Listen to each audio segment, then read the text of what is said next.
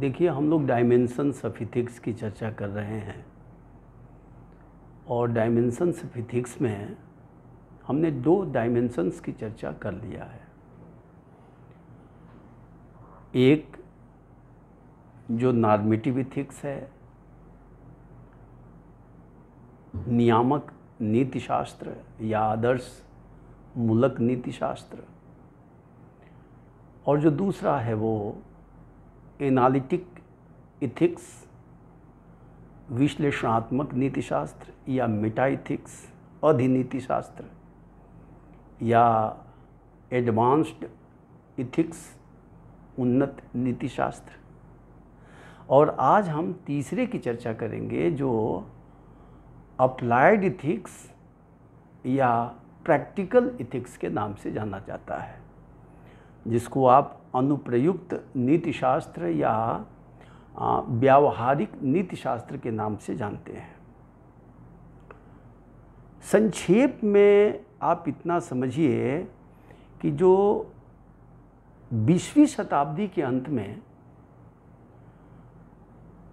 दार्शनिकों ने ये महसूस किया कि दर्शन की उपयोगिता उत्तरोत्तर कम होती जा रही है। जैसे साइंस और टेक्नोलॉजी में टेक्नोलॉजी की उपयोगिता तो बढ़ रही है, लेकिन साइंस की उपयोगिता कम होती जा रही है। उसी तरह जो प्योर फिलॉसफी है उसका जो उपयोगिता है लोगों के बीच में, उसकी लोकप्रियता कम होती जा रही है, क्योंकि वो जीवन की व्यवहारिक समस्याओं को समझाने में असमर्थ है। और इसीलिए 20वीं शताब्दी के अंत में दार्शनिकों ने ये महसूस किया कि यदि दर्शन को रिलेवेंट बनाना है देश काल परिस्थिति के अनुसार, तो एक डायमेंशंस पर विचार करना पड़ेगा। वो डायमेंशन जो जीवन और जगत की व्यवहारिक समस्याओं के ऊपर कार्य करे, और यहीं से अप्लाइड इथिक्स या प्रैक्टिकल इथिक्स का जन्म होता है। तो यदि हम प्रैक्टिकल इथिक्स को संक्षेप में परिभाषित करें तो ये कहेंगे कि practical ethics is an application of normative ethics to solve the problems of practical life. व्यवहारिक जीवन की समस्याओं को सुलझाने के लिए जब हम नियामक नीति शास्त्र का प्रयोग करते हैं तो इसे हम अनुप्रयुक्त नीति शास्त्र या व्यवहारिक नीति शास्त्र कहते हैं। लेकिन इसको थोड़ा सा डिटेल में चर्चा करना आवश्यक है, और इसके लिए हमको एक इन तीनों इथिक्स के बीच जो रिलेशनशिप है उसको बताना आवश्यक होगा, क्योंकि बिना उसको समझे हम अप्लाइड इथिक्स को सही रूपों में नहीं समझ पाएंगे। तो देखिए, जो इथिक्स है कि हमने 3 डायमेंशन की चर्चा किया था अब तक: नॉर्मेटिव, नियामक, मेटा इथिक्स, अधिनीति शास्त्र और अप्लाइड और प्रैक्टिकल इथिक्स।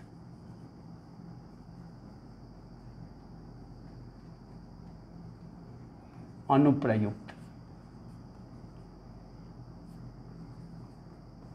या व्यावहारिक।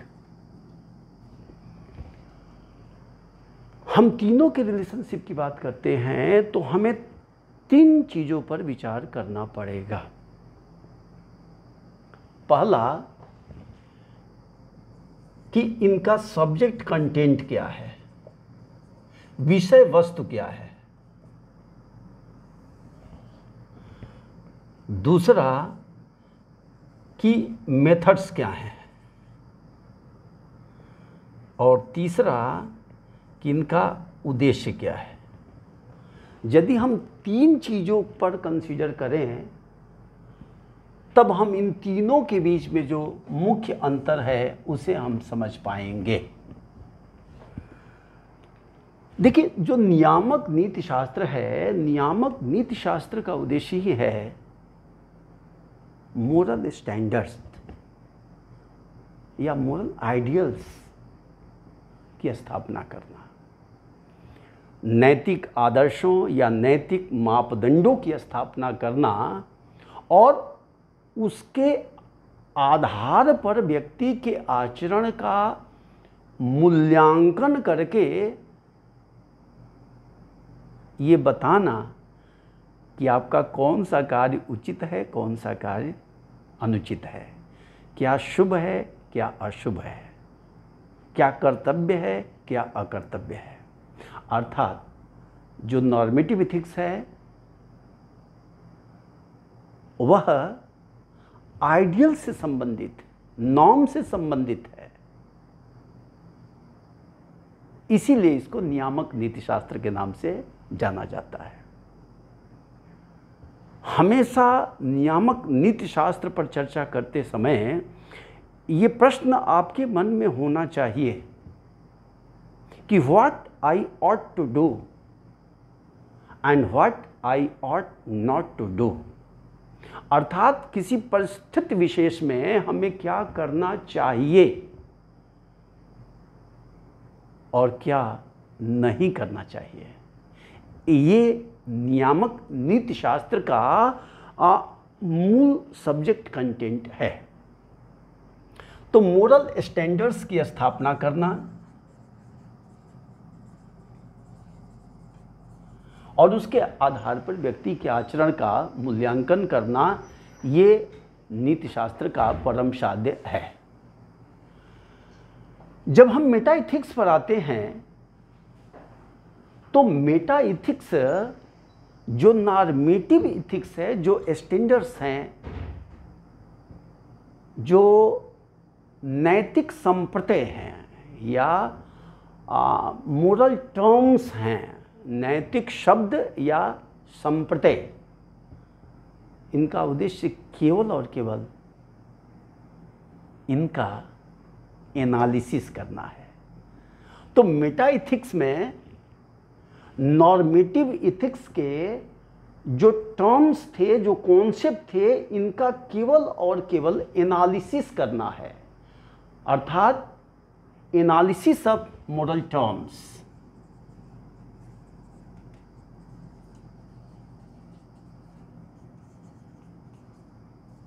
और मोरल कॉन्सेप्ट्स।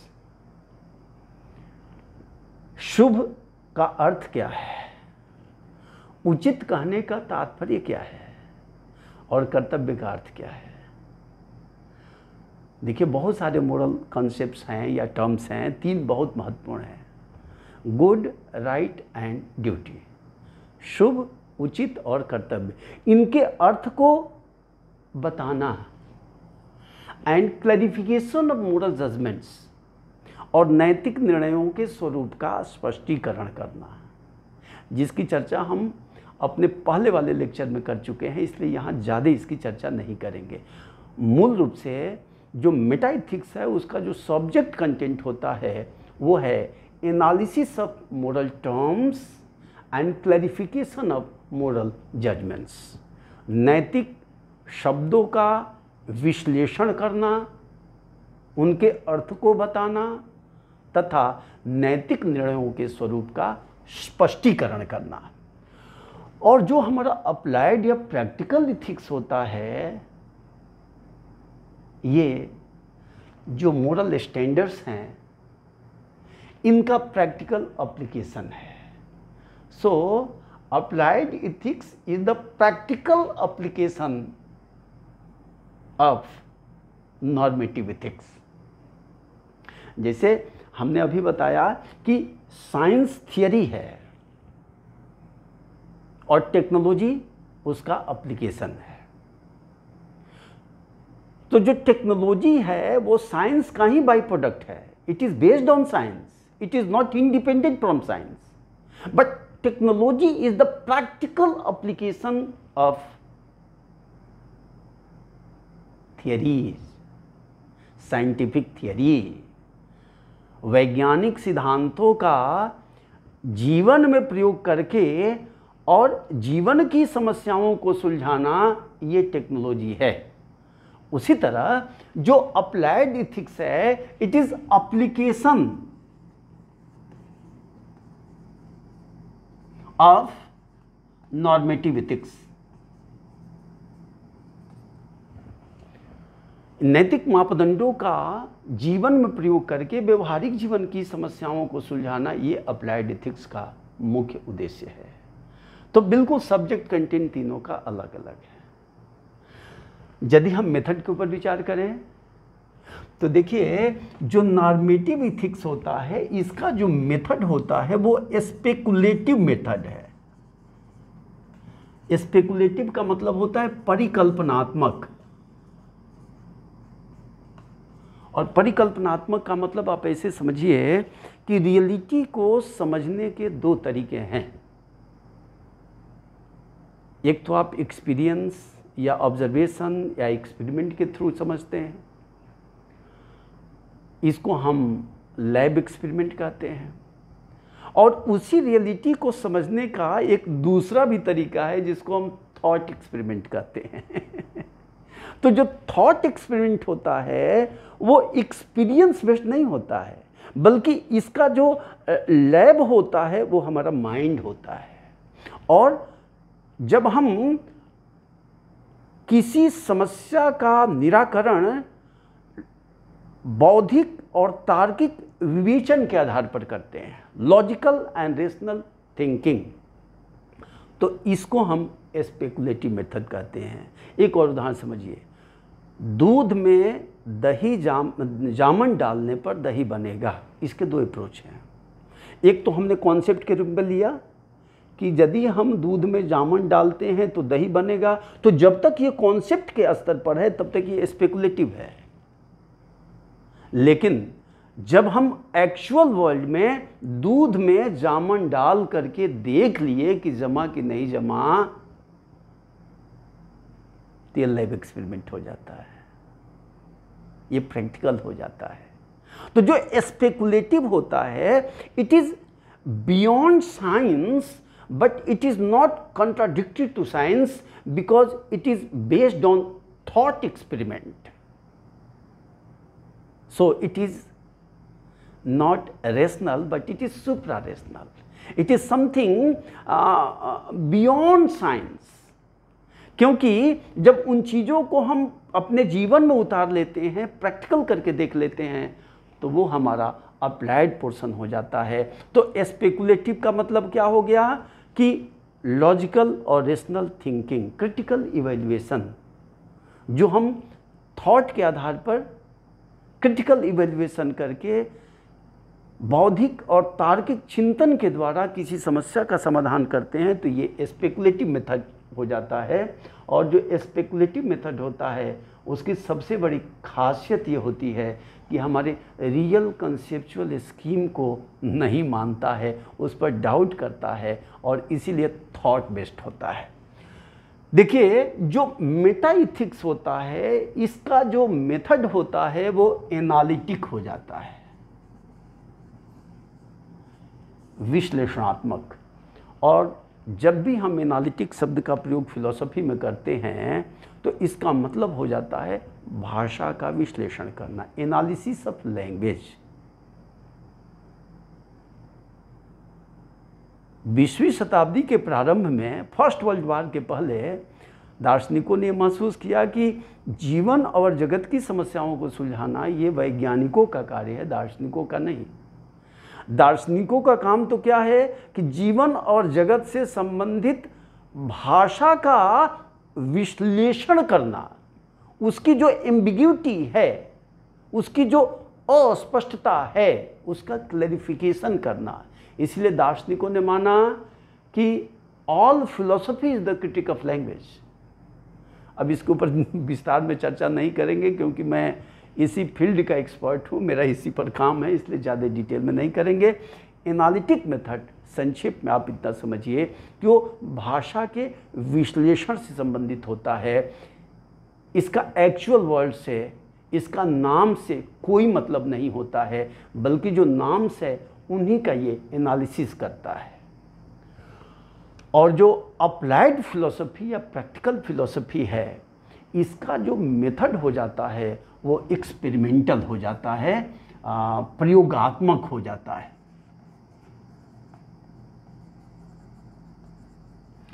तो आप यदि मेथड की बात करें तो देखिए तीनों में क्लियर कट अंतर है। ये स्पेकुलेटिव मेथड को मानता है नॉर्मेटिव इथिक्स, जो मेटा इथिक्स है वो एनालिटिक मेथड को मानता है, और जो अप्लाइड या प्रैक्टिकल इथिक्स है वो एक्सपेरिमेंटल मेथड को मानता है, क्योंकि ये बिना एक्सपेरिमेंट के किसी चीज़ को एक्सपेक्ट नहीं करता है। जीवन में प्रयोग करके उनकी समस्याओं का समाधान करना ये उसका प्राइम उद्देश्य हो जाता है, इसीलिए ये एक्सपेरिमेंटल हो जाता है। अब यदि हम तीनों के उद्देश्यों की चर्चा करें कि what are the aims of normative ethics, meta ethics and practical ethics, here you can also differentiate normative meta ethics and applied ethics on the basis of their aims। इनके उद्देश्यों के आधार पर भी आप इन तीनों के बीच क्लियर कट अंतर कर सकते हैं। जो नॉर्मेटिव इथिक्स होता है, इसका उद्देश्य होता है आचरण का मूल्यांकन करना, और मूल्यांकन करके ये बताना कि what I ought to do, क्या करना चाहिए। और जब ये बताता है कि what I ought to do, तो इसके द्वारा जो नॉर्मेटिव इथिक्स है इसके गोल निर्धारित हो जाते हैं। क्या है? एक आइडियल पर्सन और एक आइडियल सोसाइटी का निर्माण करना, to form ideal person and ideal society, to make an ideal person and ideal society. आदर्श ये आइडियल पर्सन की बात करता है, आदर और ideal society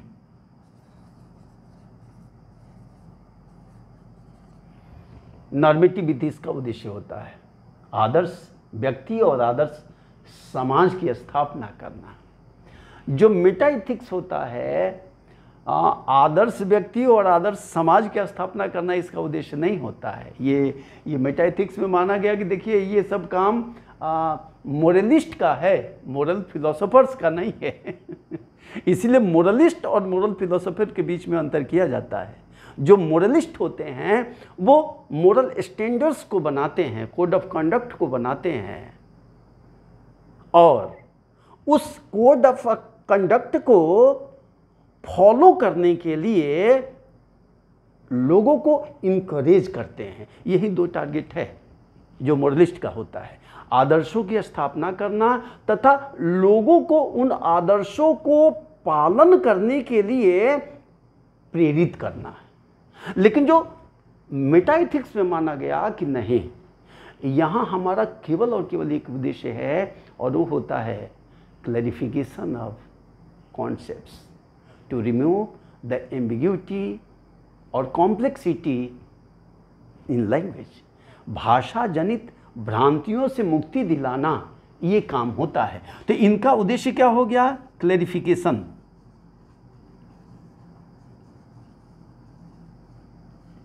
of concepts, moral concepts कहिए, मोरल कॉन्सेप्ट्स। और जब हम अप्लाइड इथिक्स की बात करते हैं तो देखिए, बिल्कुल सीधे सीधे समझिए, हम जब आदर्श पर्सन और आदर्श सोसाइटी का निर्माण करना चाहते हैं तो उसके लिए हमें आइडियल सिचुएशन पर भी विचार करना पड़ेगा। आदर्शात्मक यदि परिवेश होगा, परिस्थितियां होंगी, तभी आदर्श व्यक्ति और आदर्श समाज का निर्माण हो पाएगा। लेकिन आइडियल सिचुएशन का निर्माण करना, ये हमारा अप्लाइड या प्रैक्टिकल इथिक्स का काम हो जाता है। तो प्रैक्टिकल इथिक्स आइडियल सिचुएशन का निर्माण करना, जिसके कारण हम एक हेल्दी जीवन जी सकें, एक स्वस्थ जीवन जी सकें, वो निर्माण करना, ये हमारा अप्लाइड इथिक्स हो जाता है। लेकिन इसी के आधार पर आइडियल जो अप्लाइड इथिक्स या प्रैक्टिकल इथिक्स है, इसी के आधार पर इसके आगे चल कर के एक और डायमेंशन इमर्ज हो गया है, जिसे हम प्रोफेशनल इथिक्स के नाम से जानते हैं।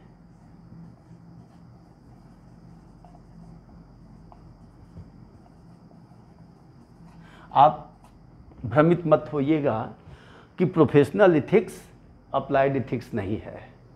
Professional ethics is also a branch of applied ethics. However there are clear cut distinction between applied ethics and professional ethics. इन उद्देश्य को लेकर के, इनके एप्लीकेशन को लेकर के अप्लाइड इथिक्स से एक नया डायमेंशन निकल गया, जिसको हम प्रोफेशनल इथिक्स कहते हैं। देखिए, समस्या ये है कि जब हम इथिक्स का जीवन में प्रयोग करते हैं, व्यवहारिक जीवन में प्रयोग करते हैं, तो दो स्तर पर प्रयोग हो सकता है। एक प्रयोग हो सकता है वो हमारा रियल वर्ल्ड के ऊपर हो सकता है, और दूसरा जो प्रयोग हो सकता है हम प्रोफेशन के ऊपर, प्रोफेशनल के ऊपर कर सकते हैं। नॉर्मेटिव इथिक्स का, अप्लाइड इथिक्स है, ये एप्लीकेशन है नॉर्मेटिव इथिक्स का, लेकिन इसका प्रयोग हम दो स्तर पर करते हैं। रियल वर्ल्ड की प्रॉब्लम को सॉल्व करने के लिए, वास्तविक जगत की समस्याओं का समाधान करने के लिए, या वास्तविक जीवन में तो प्रोफेशनल्स भी हैं, या उनके कंडक्ट को गवर्न करने के लिए। इसी आधार पर अप्लाइड इथिक्स के दो भाग हो गए। एक तो अप्लाइड इथिक्स था। So applied ethics is an application of moral standards और ethical principles to solve the problem of real world. Applied ethics उन मोरल स्टैंडर्ड्स या इथिकल प्रिंसिपल को लेकर के वास्तविक जीवन की समस्याओं को सुलझाने का प्रयास करता है। इसीलिए यहां पर डिफरेंट टाइप्स के अप्लाइड इथिक्स हो गए। इन्वायरमेंटल के ऊपर काम किया तो इन्वायरमेंटल इथिक्स हो गया, बायो इथिक्स हो गया, बिजनेस इथिक्स हो गया, मेडिकल इथिक्स हो गया, मैनेजमेंट इथिक्स हो गया, लीगल इथिक्स हो गया। डिफरेंट तरह के जब रियल प्रॉब्लम, हम रियल वर्ल्ड में आते हैं, उनकी प्रॉब्लम सॉल्व करते हैं, तो डिफरेंट तरह के इश्यूज आते हैं और उनको सॉल्व करने के लिए डिफरेंट तरह के इथिक्स का जन्म होता है, जो हम अप्लाइड इथिक्स कहते हैं। लेकिन व्यवहारिक जीवन में, इथिक्स के क्षेत्र में, हम जब इंडिविजुअल के कंडक्ट को गवर्न करते हैं, प्रोफेशनल्स के कंडक्ट को गवर्न करते हैं, तो प्रोफेशनल इथिक्स हो जाता है। तो professional ethics is also an application of moral standards और ethical principles to govern the conduct of professionals concerning with a particular domain. विभिन्न क्षेत्रों में अलग अलग प्रोफेशनल्स होते हैं। शिक्षा के क्षेत्र में टीचर्स हैं, मेडिकल के क्षेत्र में डॉक्टर्स हैं, इंजीनियरिंग के क्षेत्र में इंजीनियर्स हैं, लीगल एरिया में लॉयर्स हैं। जब हम इनके कंडक्ट के लिए, कि जब आप किसी विशेष क्षेत्र में, किसी विशेष प्रोफेशन में जाते हैं, तो आपकी जो एक्सपर्टाइज है वो केवल नॉलेज के क्षेत्र पर नहीं होना चाहिए, बल्कि जब आप रियल प्रॉब्लम को सॉल्व करते हैं तो उस समय आप किन किन सिद्धांतों का ध्यान रखेंगे, किन मोरल कंडक्ट्स को फॉलो करेंगे। तो मोरल प्रोफेशनल्स के लिए जो मोरल कंडक्ट बनाए गए, जैसे डॉक्टर है, डॉक्टर में क्या होनी चाहिए, इंटेग्रिटी है, ट्रस्टवर्दीनेस है, अकाउंटेबिलिटी है, कंपैशन है, ट्रांसपेरेंसी है, ऑब्जेक्टिविटी है। ये जो नॉर्म्स हैं वो प्रोफेशनल्स के ऊपर अप्लाई होते हैं, कि हम एक अच्छे अध्यापक हैं इसका मतलब नहीं है कि हम अव्यवहारिक हो जाएं और लोगों से, छात्रों से गलत व्यवहार करें। हम डॉक्टर हैं तो इसका मतलब नहीं है कि हमारा उद्देश्य केवल पैसा कमाना है, पेशेंट के साथ चाहे हम जैसा व्यवहार करें, नहीं। वहाँ पर भी आप प्रोफेशनल तो हैं, आपकी एक्सपर्टाइज तो है, लेकिन एक्सपर्टाइज में भी you will have to follow certain norms, moral standards in your life. So this kind of ethics is known as professional ethics. तो प्रोफेशनल एथिक्स भी अप्लाइड एथिक्स ही है, लेकिन ये पार्टिकुलर क्षेत्र के जो एक्सपर्टाइज हैं, जो प्रोफेशनल्स हैं, उनके लिए जो कोड ऑफ कंडक्ट है या कोड ऑफ एथिक्स है, उसको हम प्रोफेशनल एथिक्स कहते हैं। और इस प्रकार आप देख रहे होंगे कि तीनों में एक बहुत ही गहरा संबंध है। इन तीनों का संबंध ऑट से है, चाहिए से है, लेकिन जो नॉर्मेटिव एथिक्स है वो इस ऑट की स्थापना करता है और उसके आधार पर हमारे आचरण का मूल्यांकन करता है। जो मेटा एथिक्स है वो इस ऑट की जो एम्बिग्यूटी है, उस एम्बिग्यूटी या कॉम्प्लेक्सिटी को एनालिसिस के माध्यम से स्पष्ट करता है। तो इसका उद्देश्य है स्पष्टीकरण, उन्हीं नॉर्म्स का स्पष्टीकरण है। और जो अप्लाइड एथिक्स है वो भी ऑट से कंसर्न होता है, क्योंकि जो मोरल स्टैंडर्ड्स हैं उनका क्रियान्वयन करना। तो नॉर्मेटिव एथिक्स मोरल स्टैंडर्ड की स्थापना करना, मेटा एथिक्स उनका स्पष्टीकरण करना, और अप्लाइड एथिक्स उनका जीवन में, व्यवहारिक जीवन में उनका प्रयोग करके व्यवहारिक जीवन की समस्याओं को सुलझाना है। हम समझते हैं कि आज इतना बहुत है। आगे चल कर के हम जो अप्लाइड एथिक्स के विभिन्न डायमेंशंस हैं, यद्यप सबकी चर्चा करना संभव नहीं है, लेकिन कुछ जो महत्वपूर्ण हैं उनकी हम चर्चा करेंगे एक एक करके। Thank you.